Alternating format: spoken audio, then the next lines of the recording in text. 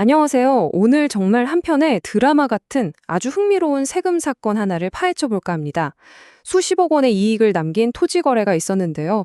여기서 세금을 줄이려고 썼다는 어마어마한 컨설팅 비용이 어떻게 세금 폭탄으로 되돌아왔는지 지금부터 함께 따라가 보시죠.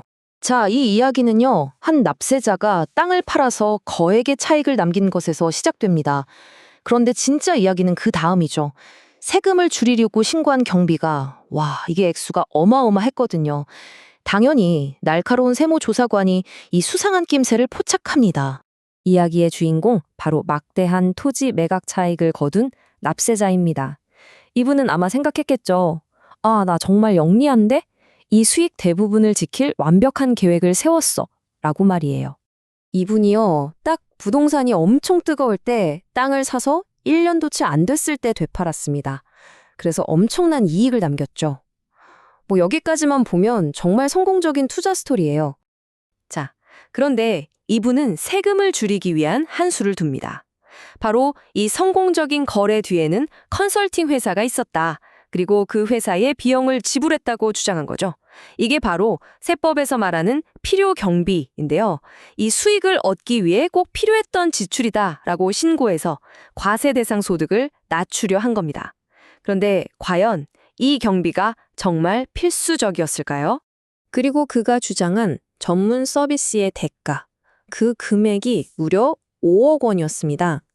매각 차액의 상당 부분을 차지하는 정말 입이 떡 벌어지는 금액이었죠. 하지만 과세관청, 즉 국세청이 이걸 보고 그냥 넘어갔을까요? 당연히 아니죠. 이 어마어마한 경비 신고를 보고 이건 좀 이상한데? 하면서 훨씬 더 깊이 파고들기로 결정합니다. 국세청이 막상 파헤쳐 보니까요. 이 컨설팅 회사의 실체가 주장과는 완전히 딴판이었습니다. 서류상으로는 아주 번지르르한 전문가 집단이었는데 현실은 실적도 전문성도 없는 거의 유령 회사나 다름없었죠. 이른바 전문가 팀이라는 사람들을 보니까요, 관련 분야 경험이 전혀 없는 가족이나 지인들로 구성되어 있었습니다. 대표이사 형제가 직원으로 떡하니 있고요. 심지어 1945년생 77살 어르신도 컨설턴트로 계셨어요. 더 황당한 건 이 회사, 이 거래 딱 한 건하고는 매출이 아예 없었다는 겁니다. 자, 그리고 조사관들의 의심을 확신으로 바꾼 결정적인 증거가 나옵니다. 바로 계약 시점이에요. 여러분, 보통 계약서를 먼저 쓰고 일을 하잖아요. 그런데 여긴 땅 다 팔고 거래가 완전히 끝난 뒤에야 부랴부랴 계약서를 쓴 겁니다. 누가 봐도 세금을 피하려고 급하게 만든 서류처럼 보이지 않나요? 이 납세자는 이미 정상적으로 공인중개사에게 중개수수료를 지불했어요. 그런데 추가로 청구한 이 컨설팅 비용이요, 그 중개수수료보다 무려 57배나 많았습니다. 57배요! 상식적으로 이해하기 힘든 금액이죠. 자, 이게 진짜 핵심입니다. 결정타죠. 수십억 원을 썼다는 그 전문 컨설팅의 결과가 어땠을까요? 놀랍게도 컨설팅 비용을 한 푼도 쓰지 않은 바로 옆 땅과 정확히 똑같은 가격에 팔렸다는 겁니다. 그럼 그 수십억 원은 도대체 뭘 한 걸까요? 컨설팅 효과가 전혀 입증되지 않은 거죠. 자, 이제 마지막 장으로 넘어가서 이 사건에 대해 조세 심판원이 어떤 결론을 내렸는지 한번 살펴보겠습니다. 다시 한번 법적 기준을 짚고 넘어가 볼게요. 어떤 비용이 세금 공제를 받는 필요 경비로 인정되려면 그 소득을 얻기 위해 직접적이고 필수적으로 지출되었다는 걸 객관적으로 누가 봐도 납득할 수 있게 증명해야만 합니다. 심판원의 결정은 아주 명확하고 단호했습니다. 납세자의 필요 경비 주장은 전부 기각되었습니다.